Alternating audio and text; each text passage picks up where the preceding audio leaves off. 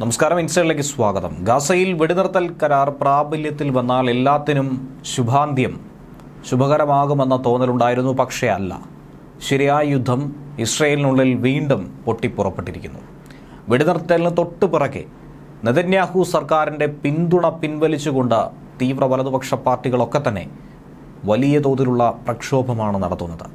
പിന്തുണ പിൻവലിച്ച് ഒസ്മ Yehudit party രാജിവെച്ചു പോയിരിക്കുന്നു സുരക്ഷാ മന്ത്രിയും. എന്തായിരുന്നാലും അവസാന നിമിഷവും ഗാസയിൽ അതിരൂക്ഷമായ വ്യോമാക്രമണം ഇസ്രയേൽ നടത്തിയതായിട്ടുള്ള വിവരങ്ങൾ ലഭിക്കുന്നുണ്ട്.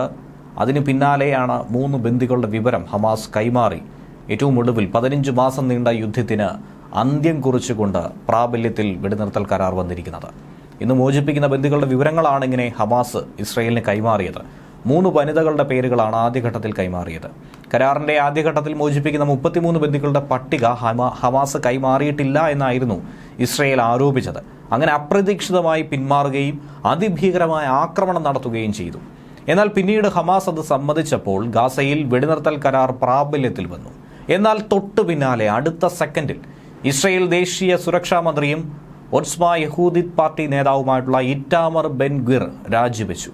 ഗിറിനൊപ്പം തന്നെ യഹൂദിത് പാർട്ടിയുടെ മറ്റംഗങ്ങളും രാജി സമർപ്പിച്ചുവെന്നാണ് മനസ്സിലാക്കാൻ സാധിക്കുന്നത്. ശരിക്കുമുള്ള യുദ്ധം ഇനി കാണാനിരിക്കുന്നതേയുള്ളൂ. നെതന്യാഹു എങ്ങനെയായിരിക്കും ഇവരെയൊക്കെ തന്നെ അനുനയിപ്പിക്കുക എന്നുള്ള വലിയ പ്രതിസന്ധിയാണ് മുന്നിൽ നിൽക്കുന്നത്. ഇവരെ അനുനയിപ്പിക്കുകയും ഇവരെ പ്രീതി പിടിച്ചുപറ്റുകയും ചെയ്യണമെങ്കിൽ മറുഭാഗത്ത് ട്രംപിനെ പിണക്കേണ്ടതായിട്ട് വരും. അപ്പോൾ എങ്ങനെയായിരിക്കും ഇനി മുന്നോട്ട് നീങ്ങുക എന്നുള്ള ആശങ്കകളാണ് വർദ്ധിക്കുന്നത്.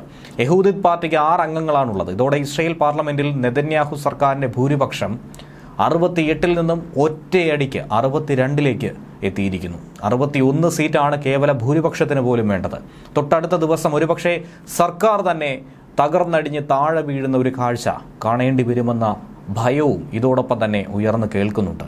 ഒരാൾ കൂടി അല്ലെങ്കിൽ 2 പേർ കൂടി ഇനി തങ്ങളുടെ പിന്തുണ പിൻവലിച്ചു കഴിഞ്ഞാൽ നെതന്യാഹുവിൻ്റെ നിലനിൽപ്പ് പോലും ചോദ്യം ചെയ്യപ്പെടും. വെടിനിർത്തൽ കരാർ നിലവിൽ വന്നാൽ രാജിവെച്ച് സർക്കാരിനുള്ള പിന്തുണ പിൻവലിക്കുമെന്ന് ബെൻ ഗ്വിർ നേരത്തെ ഭീഷണി മുഴക്കിയിരുന്നു. അതുതന്നെയാണ് ഇപ്പോൾ ചെയ്തിരിക്കുന്നത്. ഇപ്പോഴുള്ള കരാറിൽ ഭീകരവാദമാണ് വിജയിച്ചതെന്നും പിന്തുണ പിൻവലിക്കുന്നുവെങ്കിലും സർക്കാരിനെ പുറത്താക്കാൻ ശ്രമിക്കില്ല എന്നുകൂടിയാണ് ബെൻ ഗ്വിർ പറയുന്നത്. പക്ഷേ എന്താകും നാളത്തെ സ്ഥിതി എന്നുള്ളത് കണ്ടറിയേണ്ടതാണ്. ഈ സാഹചര്യത്തിൽ ഗാസയിലേക്ക് മരുന്നും ഭക്ഷണവുമായി എത്തുന്ന ട്രക്കുകൾ ഈജിപ്തിന്റെ അതിർത്തിയിൽ റഫ അതിർത്തിയിൽ കാത്തുകിടക്കുന്നു. ഏതാനും മിനിറ്റുകൾക്കകം അത് ഉള്ളിലേക്ക് പ്രവേശിക്കുമെന്നാണ് മനസ്സിലാക്കാൻ കഴിയുന്നത്. ജനങ്ങൾ സന്തോഷം കൊണ്ട് ആർത്തുല്ലസിക്കുകയാണ്.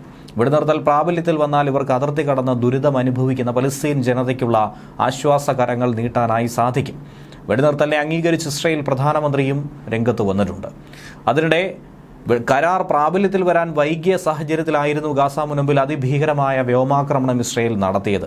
എത്ര പേർ മരിച്ചുവെന്ന കൃത്യമായ കണക്ക് പോലും പുറത്തുവിടാനായി സാധിക്കുന്നില്ല. എന്നിരുന്നാലും നിരവധി മരണം ഇതിനോടകം തന്നെ സ്ഥിരീകരിച്ചുവെന്നാണ് ഖാൻ യൂനിസിലെ നാസർ ഹോസ്പിറ്റൽ വ്യക്തമാക്കുന്നത്.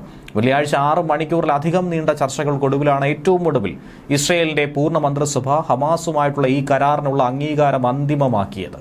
നേരത്തെ സുരക്ഷാ ക്യാബിനറ്റും അനുമതി നൽകിയിരുന്നു. 3 ഘട്ടമായി നടപ്പിലാക്കാൻ പോകുന്ന കരാറിൽ ആദ്യഘട്ടത്തിൽ 42 ദിവസം ഉൾക്കൊള്ളുന്നതിൽ ആദ്യ കാലയളവിൽ 33 ബന്ദികളെ ഹമാസ് വിട്ടയക്കും. പകരമായി 1900-ഓളം വരുന്ന പലസ്തീൻ തടവുകാരെ ഇസ്രയേലിന് മോചിപ്പിക്കേണ്ടി വരും.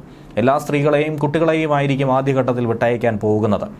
ആദ്യ ദിവസം 3 സ്ത്രീ ബന്ദികളെയാണ് ഹമാസ് മോചിപ്പിക്കുക. 7-ാം ദിവസം 4 പേരെയും തുടർന്നുള്ള 5 ആഴ്ചകളിലായി 26 പേരെ കൂടി വിട്ടയക്കും.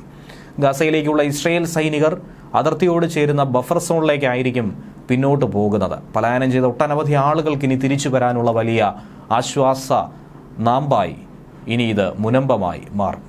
ന്യൂസ് ഡെസ്ക് മലയാളി വാർത്ത ഇൻസൈഡ്.